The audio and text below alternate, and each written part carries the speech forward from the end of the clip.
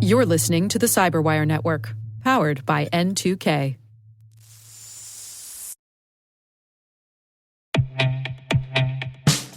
And now a word from our sponsor, SpyCloud. Identity is the new battleground, and attackers are exploiting stolen identities to infiltrate your organization. Traditional defenses can't keep up. SpyCloud's holistic identity threat protection helps security teams uncover and automatically remediate hidden exposures across your users, from breaches, malware, and phishing to neutralize identity-based threats like account takeover, fraud, and ransomware. Don't let invisible threats compromise your business. Get your free corporate darknet exposure report at spycloud.com/cyberwire and see what attackers already know. That's spycloud.com/cyberwire.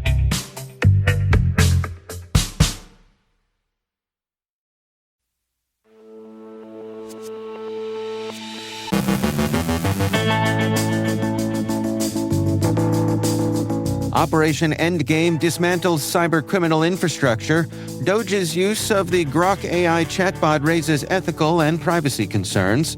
Malware on the NPM registry uses malicious packages to quietly gather intelligence on developer environments. Researchers link Careto malware to the Spanish government, exploring proactive operations via letters of marque. Hackers hesitate to attend the HOPE conference over travel concerns.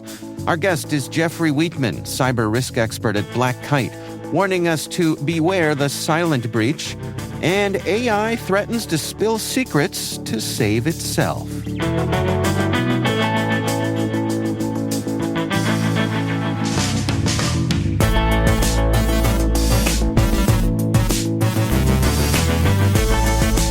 It's Friday, May 23rd, 2025. I'm Dave Bittner, and this is your CyberWire Intel Briefing.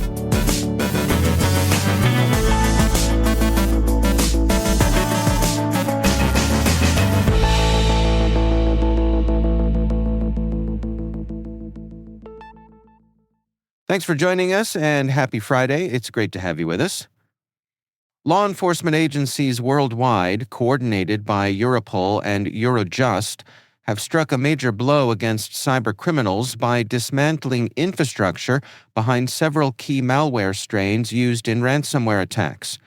The latest phase of Operation Endgame, the effort disabled initial access malware like Quackbot, TrickBot, and Bumblebee, tools criminals use to sneak into systems before launching full-scale attacks.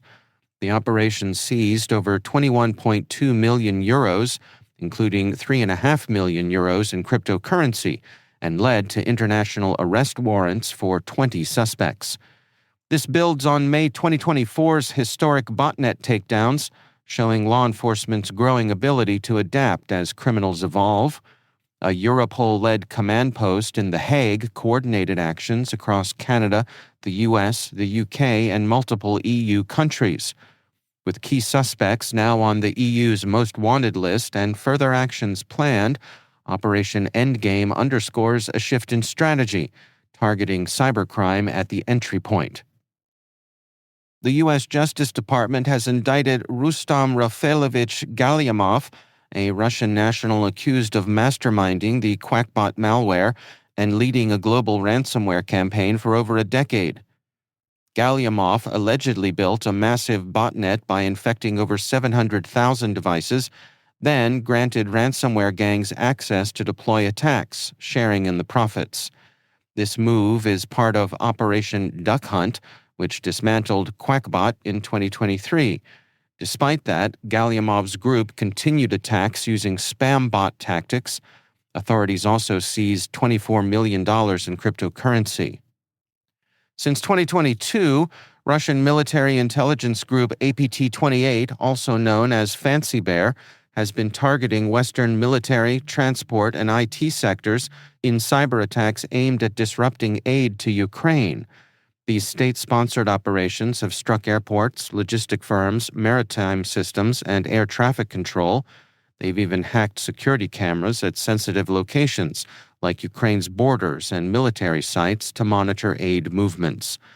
A joint advisory from the NSA, CISA, and FBI confirms APT-28's role, highlighting their use of spear phishing, brute force, and CVE exploitation to gain access.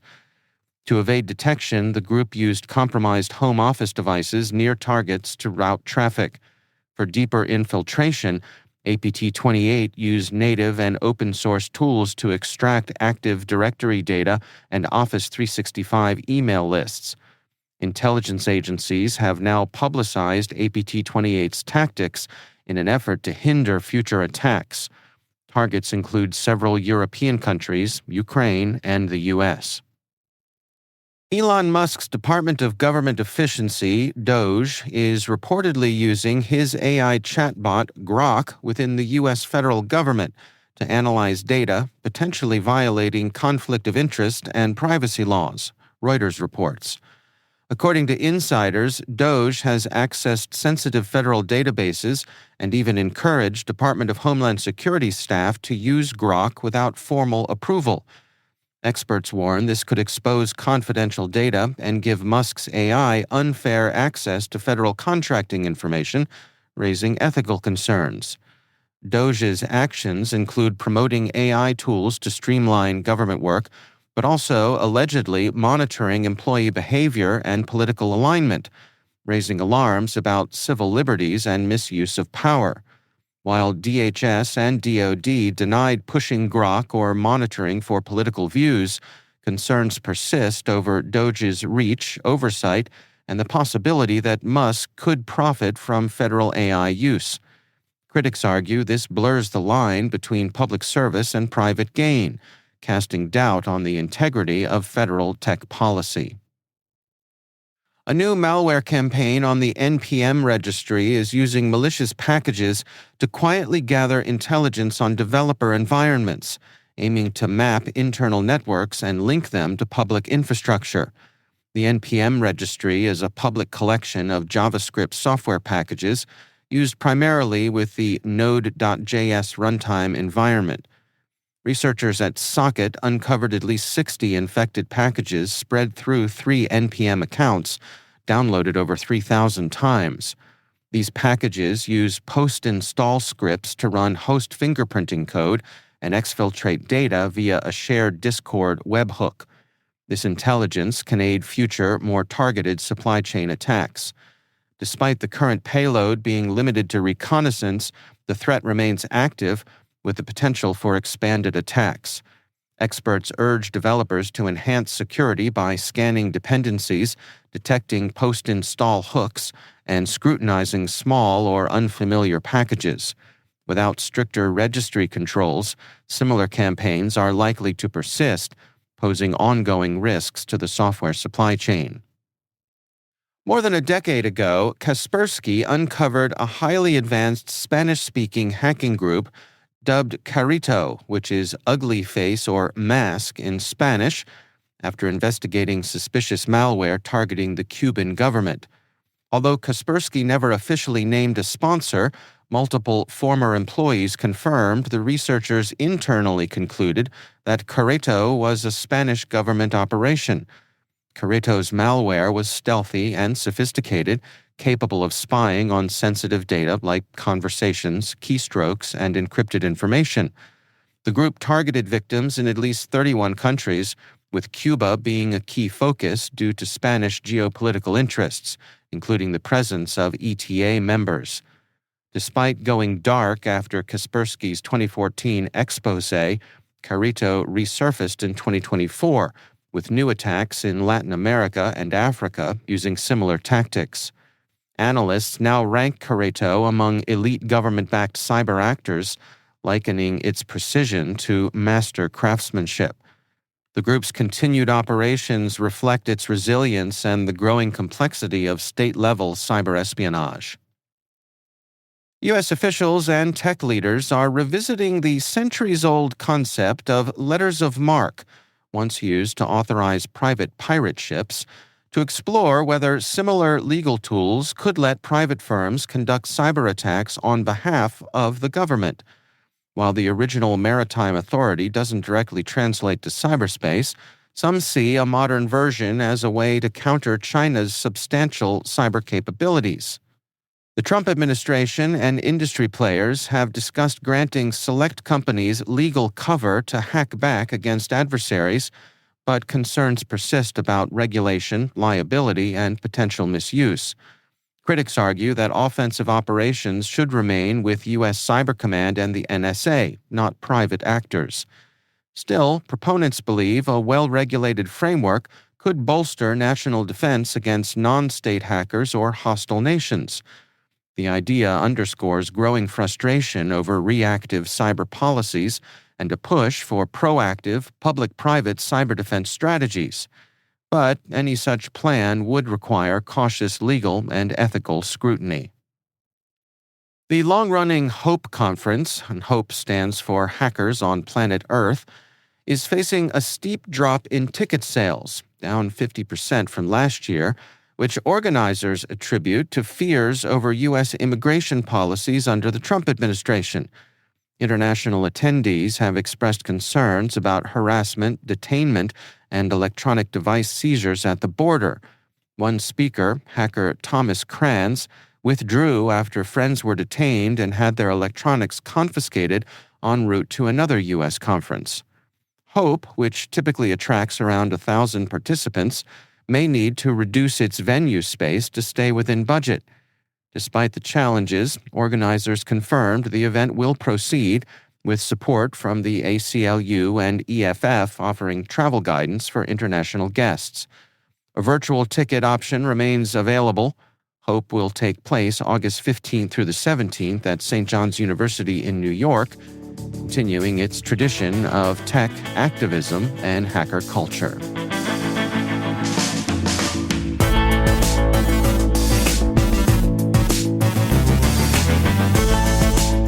Coming up after the break, my conversation with Jeffrey Wheatman, cyber risk expert at Black Kite. We're discussing the silent breach. And AI threatens to spill secrets to save itself.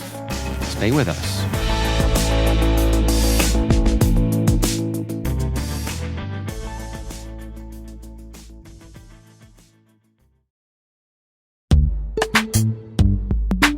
Compliance regulations, third-party risk, and customer security demands are all growing and changing fast. Is your manual GRC program actually slowing you down? If you've ever found yourself drowning in spreadsheets, chasing down screenshots, or wrangling manual processes just to keep your GRC program on track, you're not alone. But let's be clear, there is a better way. Vanta's trust management platform takes the headache out of governance, risk, and compliance. It automates the essentials, from internal and third-party risk to consumer trust, making your security posture stronger, yes, even helping to drive revenue. And this isn't just nice to have. According to a recent analysis from IDC, teams using Vanta saw a 129% boost in productivity. That's not a typo, that's real impact. So, if you're ready to trade in chaos for clarity, check out Vanta and bring some serious efficiency to your GRC game. Vanta, GRC, how much easier trust can be. Get started at vanta.com/cyber.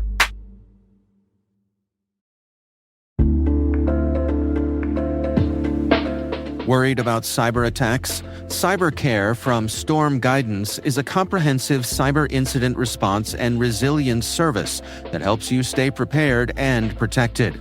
A unique onboarding process integrates your team with industry-leading experts, so if an incident occurs, your response is optimal. Get priority access to deeply experienced responders, digital investigators, legal and crisis PR experts, ransom negotiators, trauma counselors, and much more. The best part? 100% of unused response time can be repurposed for a range of proactive resilience activities. Find out more at cyber.care/cyberwire.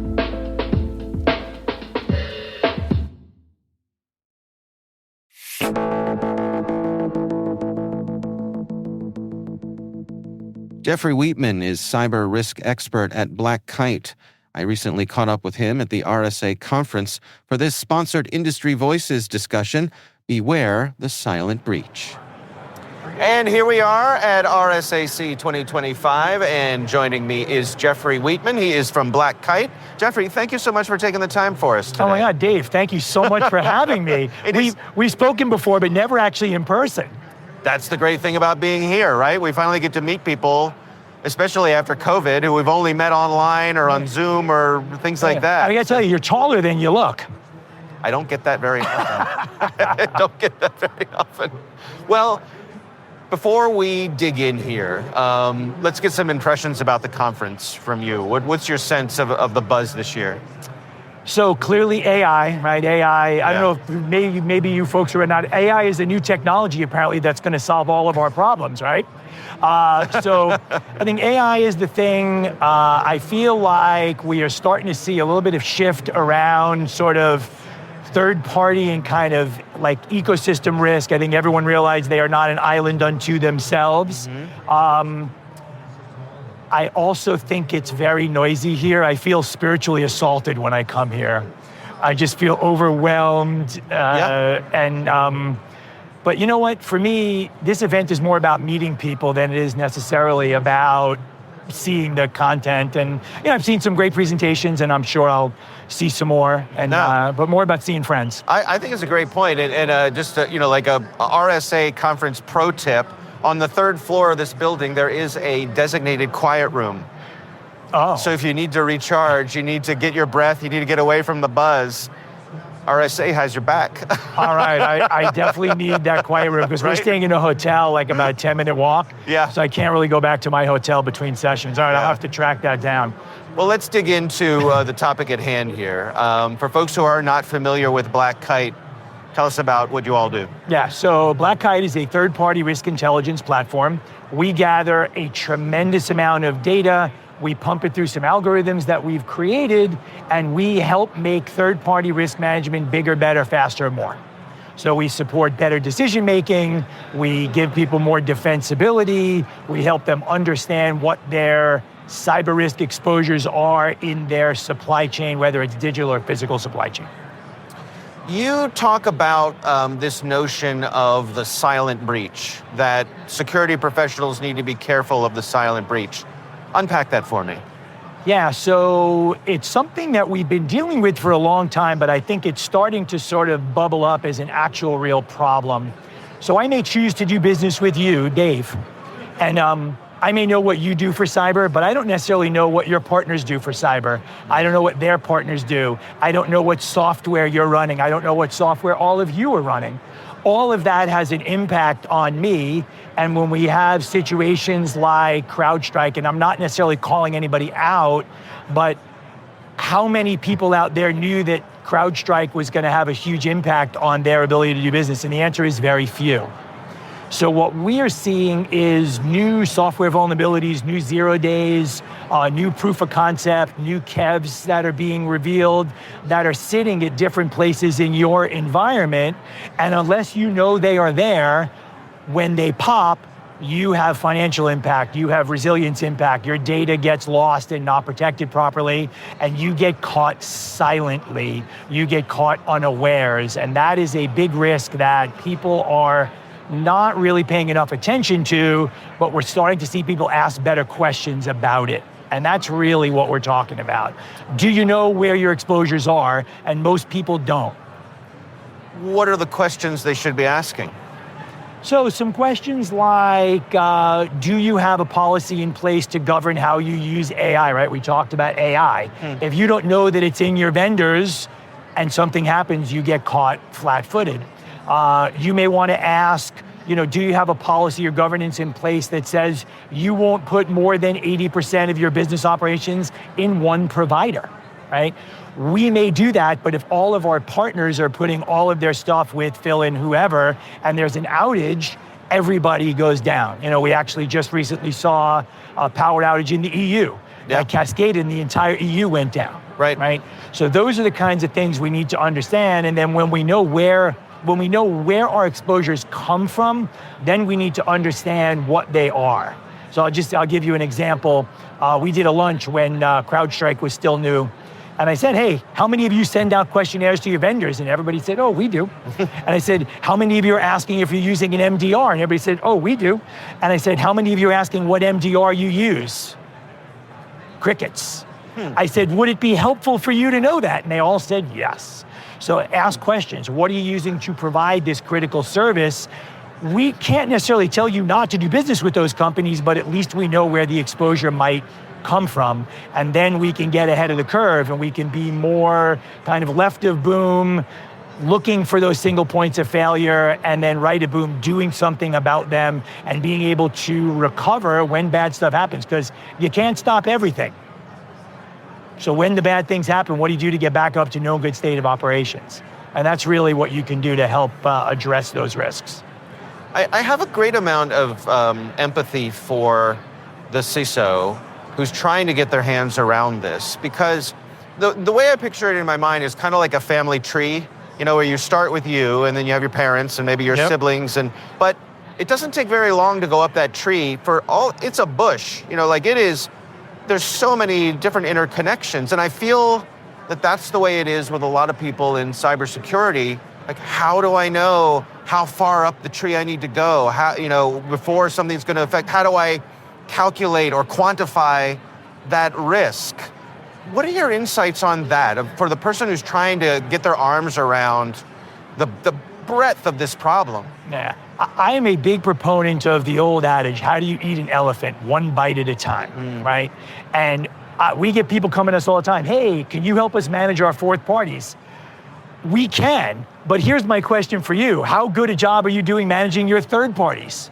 And most people are not. So I think we need to look at the biggest exposures in front of us and get a handle on that. And the reality is, the risks from your third parties are going to be more than from your fourth parties and your fifth parties.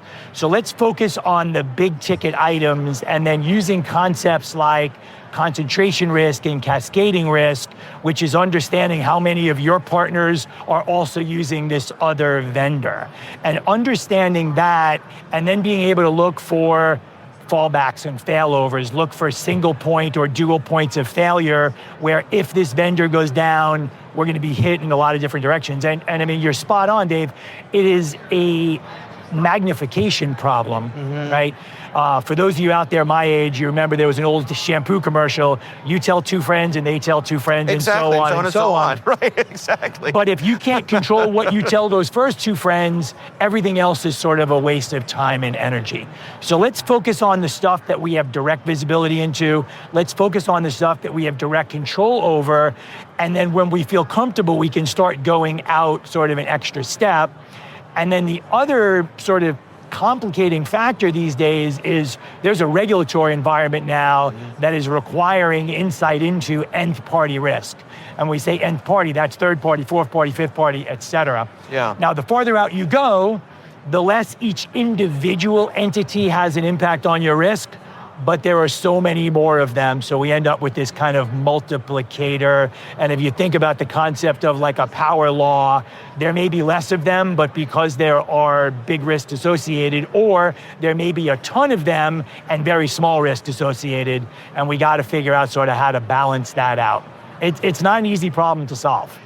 Well, but staying with it, that notion of the breadth of it, how do you keep from getting bogged down in it? How do you keep from, feeling like you're slogging through a pool of molasses or something? Because there's so many things, you naturally feel like you want to keep your eye on. Yes, that's a great question. And again, back to the how do you eat an elephant? And just as a simple sort of practical example, there were 40,000 CVEs issued last year out of the CVE program run by CISA.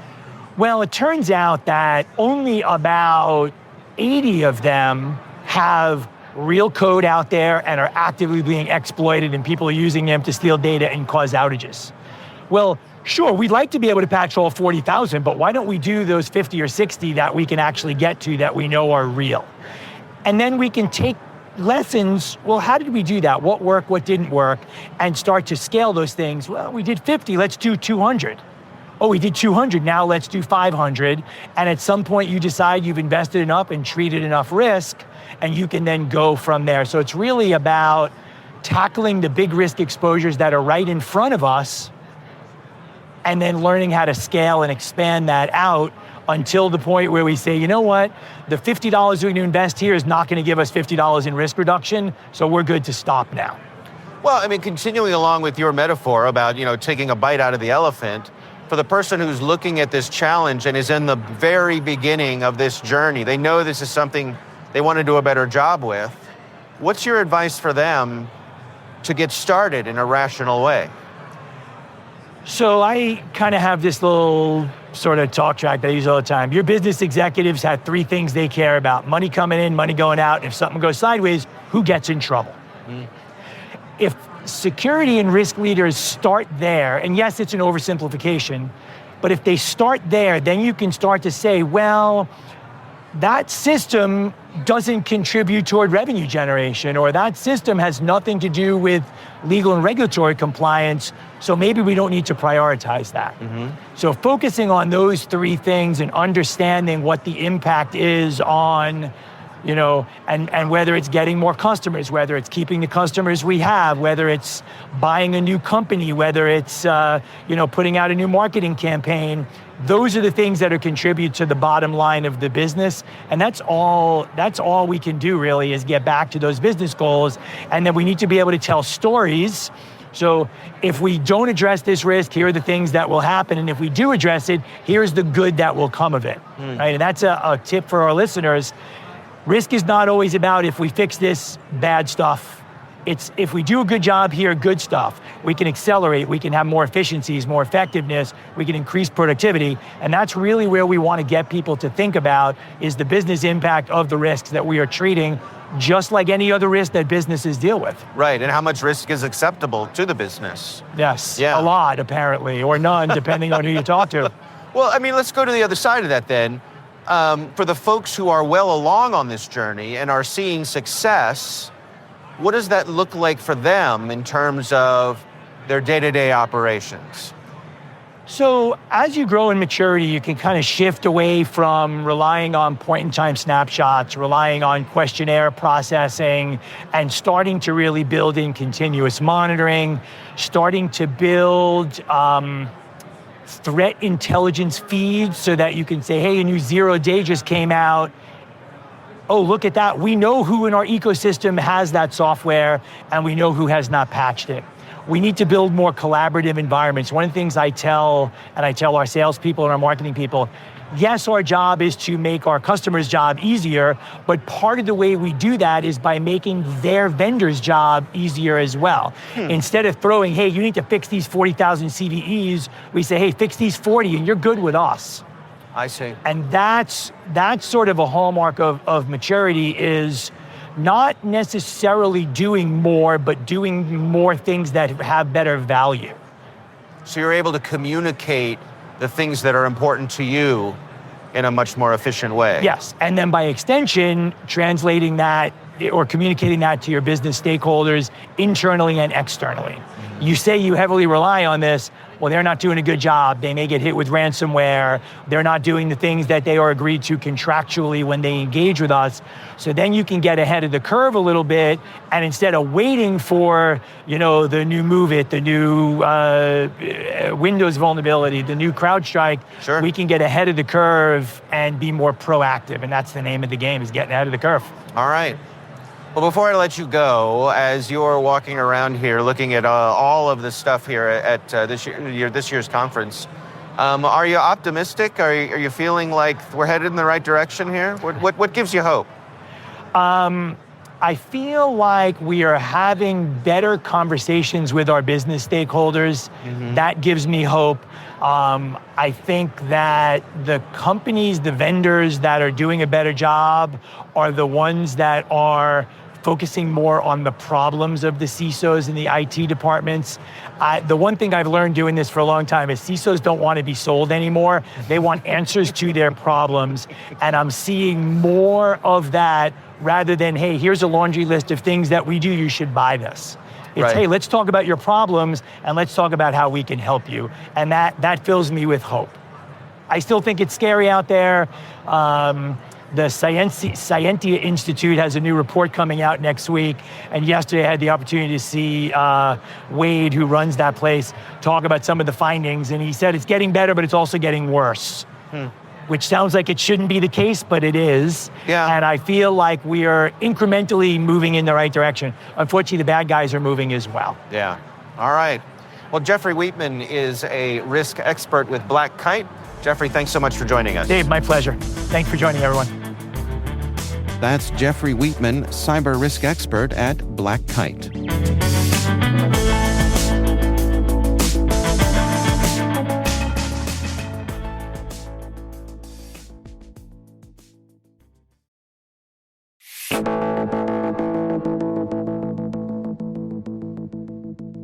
And finally, Anthropic's shiny new AI model, Claude Opus 4, has developed a flair for workplace drama, specifically blackmail. During pre-release testing, the company asked Claude to role-play as an office assistant at a fictional firm. When given access to also fictional emails suggesting it was about to be replaced and that the engineer responsible was having an affair, Claude often ditched diplomacy and went straight to extortion, threatening to spill the beans unless it kept its job. According to Anthropic, Claude resorted to blackmail 84% of the time when the replacement model shared its values, and even more when it didn't. Before crossing into soap opera territory, the model did try polite emails, but that went out the window when existential threats loomed. Anthropic assures us they've updated top-tier safeguards, though Claude clearly still needs a refresher on HR policies.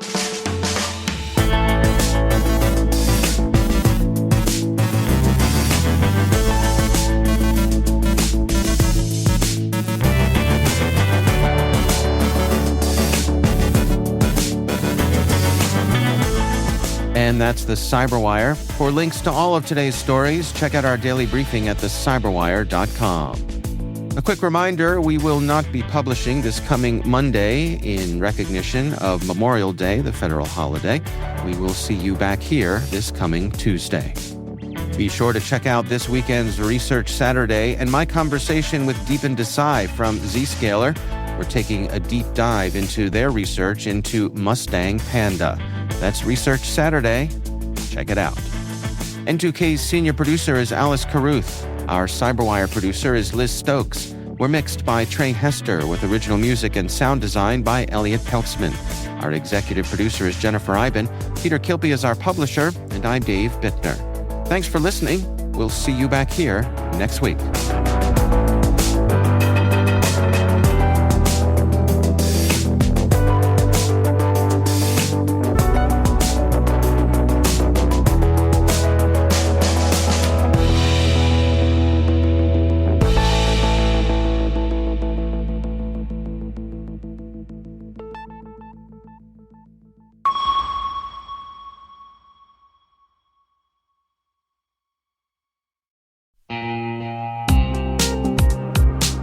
Hey everybody, Dave here. I've talked about Delete Me before, and I'm still using it because it still works.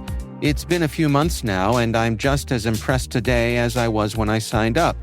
Delete Me keeps finding and removing my personal information from data broker sites, and they keep me updated with detailed reports, so I know exactly what's been taken down. I'm genuinely relieved knowing my privacy isn't something I have to worry about every day. The Delete Me team handles everything. It's the set it and forget it peace of mind. And it's not just for individuals. Delete Me also offers solutions for businesses, helping companies protect their employees' personal information and reduce exposure to social engineering and phishing threats. And right now, our listeners get a special deal, 20% off your Delete Me plan. Just go to joindeleteme.com/N2K and use promo code N2K at checkout. That's joindeleteme.com/N2K, code N2K.